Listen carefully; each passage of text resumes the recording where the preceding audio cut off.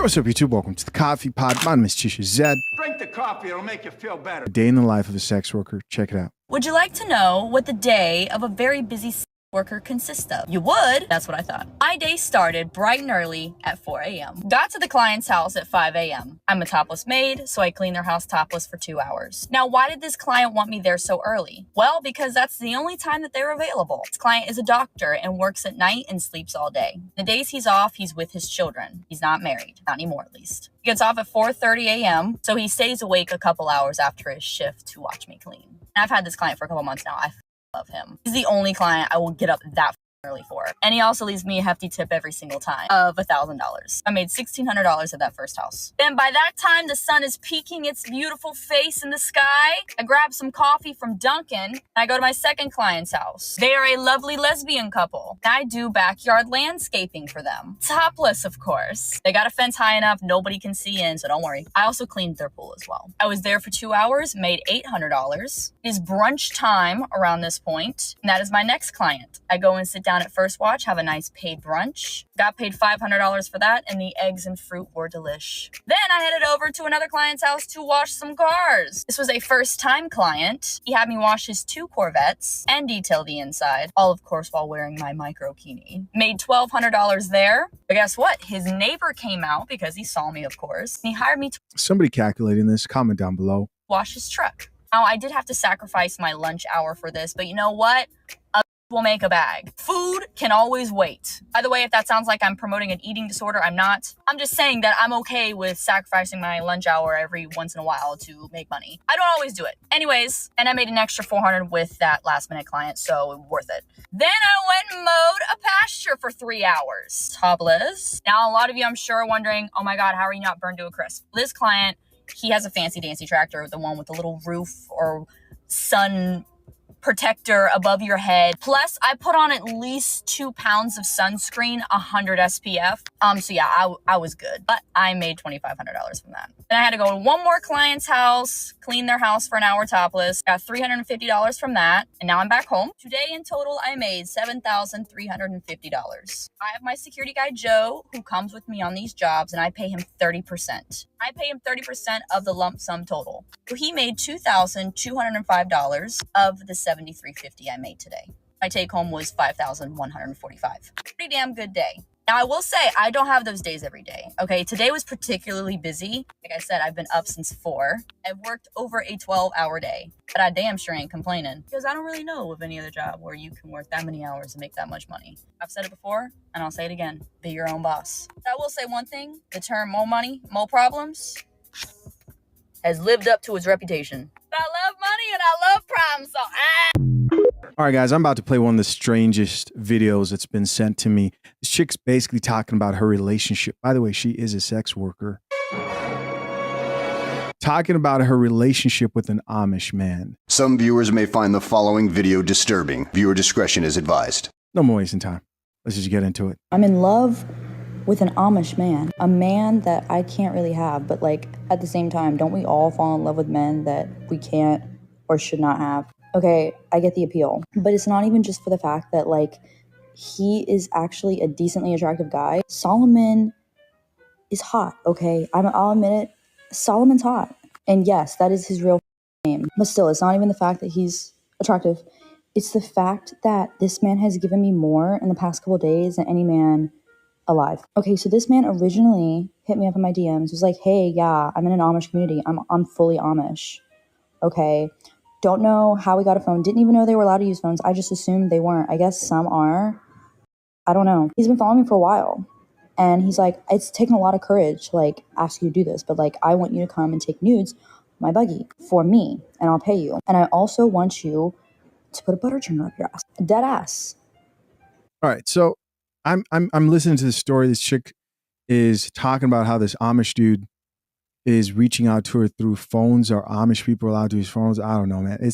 I'm going to have to reach out to our AI barista here, Miss Coffee, and just get a quick answer about this stuff. I'm very confused. Miss Coffee, can Amish people use phones? Can Amish people use phones? Answer. Amish communities generally do not permit phones and computers in their homes, viewing technology as potentially harmful to family unity. 1. However, some Amish may use phones for specific purposes such as emergencies, business, or arranging transportation. They typically use shared phones located outside the home or in designated areas like barns. 4. All right, so there you go. So sometimes they use phones. And I don't think Amish people should be reaching out to sex workers, but anyways, let's keep listening. Dead ass. I'm not kidding. This shit was wild even for me. I was beside myself. And when I say that, I'm saying I don't think they do. I don't know. I mean, obviously this one does. I was like, wow, this is, I think I like this little life, you know? This is crazy. This is absolutely insane. But then he was like, listen, I want to meet up with you first. Like, I want us to have like a casual conversation. I want to bring you some stuff. I was like, stuff? What do you mean? Like lube for your butter churner? I don't know. He's like, no, it's a surprise. It's a surprise. I was like, okay, fine, whatever. I like surprises. So I meet up with this man. Okay. I don't know if anybody's ever been to Sarasota, but that's where like most of Sarasota's in Florida, by the way. That's where most of the Amish are. And there's this place called Yoder's, and it's owned by the Amish, and they make the best food ever. Oh my God, the best. Anyways, so I meet him in the parking lot at Yoder's. This man pulls up in his buggy. And mind you, this buggy is nice. This buggy is like a BMW of buggies, okay? This shit is sleek, shiny black, okay? Getting pulled by two black horses, black Arabian, I'm assuming. I don't know. Some real shit, okay? Like, I don't know why, but my drop. He gets in my car in the passenger side. I'm like, oh my God. Hi. You're hot. First things out of my mouth. I don't have a filter. And he just blushes and he's like, anyways, he pulls this basket out. This whole, like, I'm assuming hand woven basket that he probably hand wove himself. Beautiful. Gives it to me. I open it. There are jams. There is homemade fried chicken, preserved peaches, a slice of homemade apple pie, and homemade whipped cream. Oh, and also milk. Milk straight from the cow in a glass jar. Literally, from the cow's titties to the jar to me. I was wow. I was like, this is all for me? Yo, this Amish dude was trying to set up a date. I love food. I love food. That is the way to my heart. That is the way to my heart. Roses. I love roses. I do, but roses.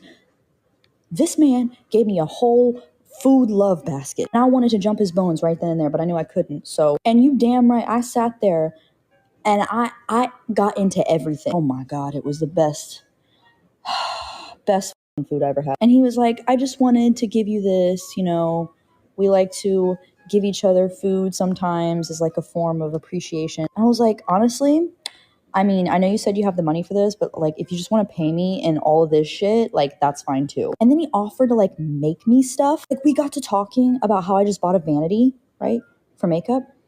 And I need to get a stool. And he's like, I can make you one. I can make you one? This man's gonna make me a stool. A handmade stool. How do I marry this man? Somebody please tell me. How do I have to become Amish to marry the Amish? I'll do it. I mean, right hand to God. This is my left hand, but like pretend that's my right hand. I'll become Amish right now. This man is by far better than any man I've ever come across in my life. I need me a Solomon in my life. Okay? I don't even give a fuck if he's freaky as and wants me to put a butter churn out my the freakier the better. I'm freaky too. Come on, baby, let's go. We can make 12 Amish babies. I don't. What is a butter churner? Let me see here. There's some freaky Amish stuff here. Butter churner. I can't believe I'm reacting. What?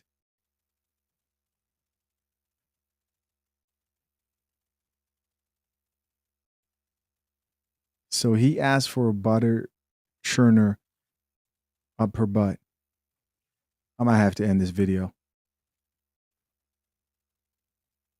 I mean, this thing looks bulky. I don't even know what part. I mean, I'm assuming. Yo, TikTok is a wild place. 3 or 4s are out of control. This is crazy. Look at this photo that I have here. This is wild. Okay, so this chick talks about how she ends up meeting up with the guy again, and they go through, like, they meet again, and she lets him smash. Here are a couple of videos. She kept on talking about how great it was and couldn't stop talking about the butter churner that she put up her butt. I put a butter churner up my ass, and a lot of people had questions about me putting a butter churner up. Did it hurt? No, not really. I didn't put the whole thing in there. It's just very disturbing. Started fucking an Amish man. It has been wonderful. I'm curious to see how I would look in like an Amish woman's clothes. No. And she talks about the possibilities of maybe becoming Amish from transitioning from a sex worker. Of course, the man's crazy into blame and is probably disgracing his community and people, because then this video came out of nowhere. Well, the Amish man that I was with broke things off. I'm embarrassed. I'm embarrassed that I simped so hard for a man that I knew inevitably was probably never going to be fully available. I mean, come on now. Life lessons, y'all. Life lesson. Do you want to know what happened? So apparently, somebody in his community also has a phone, also has TikTok, found out, okay? Found me, whatever, you know, I tell all my stories on here. And they told his family. Anyways, yeah, so his family basically threatened to shun him. Told you. This, that, and the third. Yeah. He's banned from seeing me. And I get it. Listen, I totally get sticking with your family and sticking with your culture or, you know, your cult or whatever the religion. I get it. I do. Doesn't mean it's not frustrating, because it is. The dick was so good. Gotta be the Amish man. So, yeah. We outside though, y'all. I'm outside. Me. All right, so that's it. And the final video here that I'm like, why not just play this too, was her explaining what it's like to be a sex worker, and she shares this. All right, so that's it. Listen, society's doomed. If you think this chick isn't getting her cheeks clapped along with the other things she was mentioning, cleaning cars, then you're crazy. If you don't think that Me Too accusations won't be on their way in about 5 to 10 years, just wait. And also, if you don't think we're going to get a crying video about how she wished she didn't do this, I think it's very likely. Listen, as always, I'm curious to know what you think. Leave your comments down below. I appreciate you for checking out yet another episode of The Coffee Pot. Till next time, I'm out. Peace.